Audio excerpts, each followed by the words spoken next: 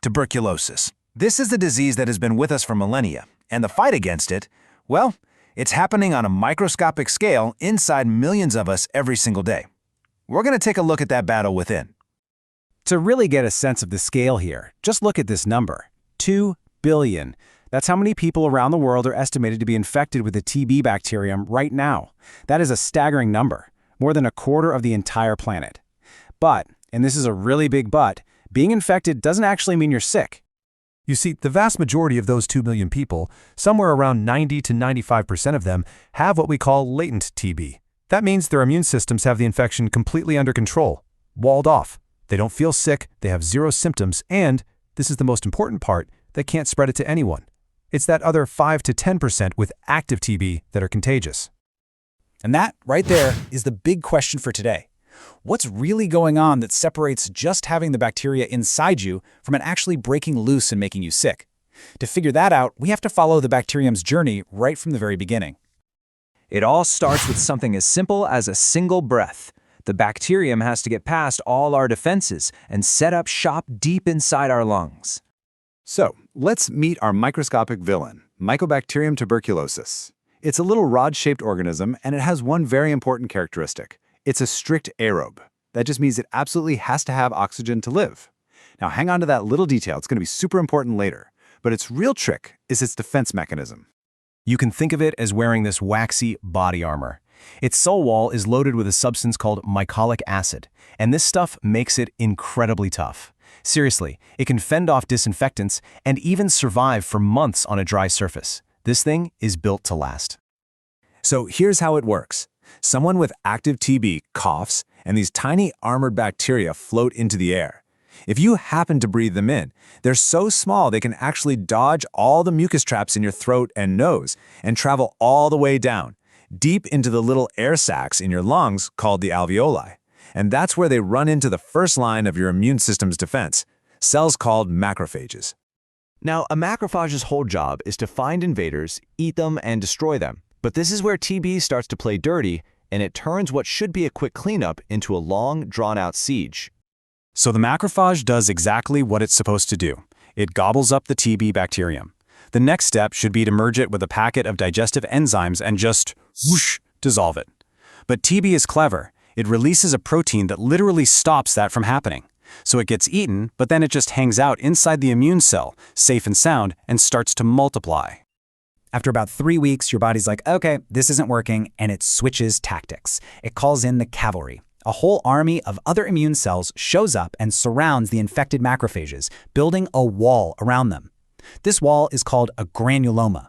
The tissue in the very center starts to die off. It's a process called caseous necrosis, which literally means cheese-like because of how it looks.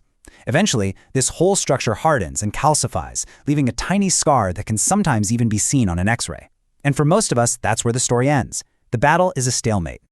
And this right here perfectly explains the difference. If you have latent TB, the bacteria are dormant, they're locked up in that granuloma. No symptoms, and you're not contagious. With active TB, the bacteria have broken out, they're multiplying, and you get sick with a fever and cough, and you can spread it.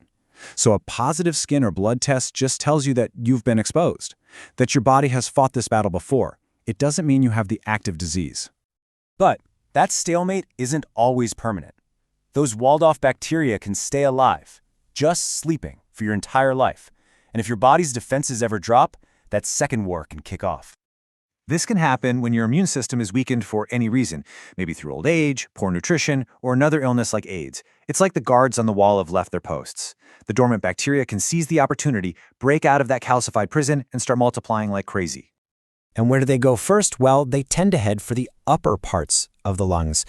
Now remember what we said way back at the beginning, that TB is a strict aerobe. It needs oxygen. And guess where the most oxygen-rich place in your entire body is? Yep, the very top of your lungs is the perfect environment for reactivated TB to thrive and start causing real damage. And from there, things can get really serious. The infection can escape the lungs and get into the bloodstream. We call this systemic miliary TB, and it is incredibly dangerous. The bacteria can set up shop almost anywhere, causing meningitis in the brain, Pott's disease in the spine, and serious infections in the kidneys, liver, and even the lymph nodes. Okay, so how do we fight back against an enemy this tough and this clever? Well, it really comes down to a two-part strategy. You have to find the infection, and then you have to treat it effectively. Finding it usually starts with a screening test. There's the classic skin test where you get an injection and have to come back a couple of days later to have it checked. And then there's the more modern IGRA, which is just a simple blood test. The big advantage of the blood test is that it isn't fooled by the BCG vaccine. That's a TB vaccine used in many countries that can cause the skin test to show a false positive. And I'm going to say this again because it's so important. A positive screening test only means your body has encountered the bacterium at some point in your life. It can't tell the difference between a latent infection and an active one. That's why the next step is always a chest X-ray, to actually look for signs of an active infection. If the X-ray confirms an active case of TB, treatment starts right away.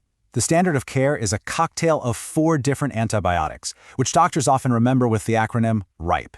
It's a really long and difficult course of treatment. We're talking many months, but it works incredibly well. But the bacteria are evolving. They're fighting back.